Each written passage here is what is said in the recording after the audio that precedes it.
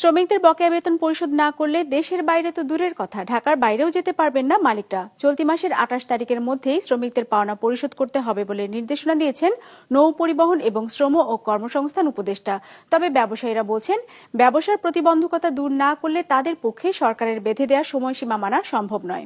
২৫০টিরও বেশি design option নিয়ে Walton smart fridge, বোঝে আপনার প্রয়োজন। বকেয়া বেতন পরিশোধের দাবিতে কয়েক মাস ধরে আন্দোলন করছে বেশ কয়েকটি কারখানার শ্রমিকরা। সেই আন্দোলনের অংশ হিসেবেই মঙ্গলবার মার্চ টু যমুনা কর্মসূচি পালন করে তারা।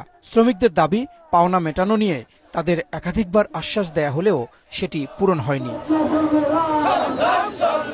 শ্রমিকদের বকেয়া পাওনা পরিশোধের বিষয়ে বুধবার সচিবালয়ে কথা বলেন শ্রম ও কর্মসংস্থান মন্ত্রণালয়ের উপদেষ্টা সাখাওয়াত হোসেন। বলেন, নির্ধারিত সময়সীমার মধ্যেই পরিশোধ করতে হবে সকল পাওনা। সিদ্ধান্ত হয়েছে যে ওনারা ওনাদের ঘর বাড়ি বিক্রি করে আমাকে ২৮ তারিখের মধ্যে টাকা পয়সা দেবেন, আমাকে না, তাদের শ্রমিকদের টাকা পয়সা করবেন। আর যদি না করেন তাদের নামে হুলিয়া জারি হতে পারে, ওয়ারেন্ট জারি আছে, যারা শ্রমিকদের বেতন নিয়মিত পরিশোধ করেন না তাদের ব্যবসা গুটিয়ে নেওয়া উচিত বলেও মন্তব্য করেন তিনি। শ্রমিকের পয়সা দিতে হবে, সেটা বাড়ি বিক্রি করে দেখ, আগেও বলেছি, গাড়ি বিক্রি করে দেখ, যা খুশি তাই বিক্রি করে দেখ। যে চালাতে পারে না ফ্যাক্টরি, যে শ্রমিকের বেতন দিতে পারে না ২ মাস ৩ মাস, তার তো এই সেক্টরে থাকা উচিত না। তবে বিজিএমইএ বলছে, সুষ্ঠুভাবে ব্যবসা পরিচালনা করতে না পারলে সরকারের বেঁধে দেয়া সময়সীমা মানা তাদের পক্ষে সম্ভব নয়। আসন্ন বিজিএমইএ নির্বাচন উপলক্ষে সম্মিলিত পরিষদের ইস্তেহার ঘোষণা অনুষ্ঠানে একথা বলেন জোটের সভাপতি।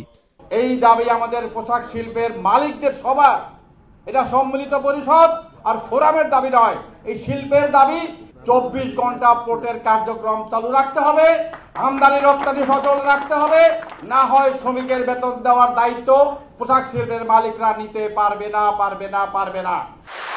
তথ্য বলছে, বেতন পরিশোধ না করা ৫টি প্রতিষ্ঠান TNZ limited, Mahmud group, Dart group, generation next এবং রোয়ারর ফ্যাশনের মালিকদের বিরুদ্ধে ইতোমধ্যে দেশ ত্যাগে নিষেধাজ্ঞা আরোপ করা হয়েছে।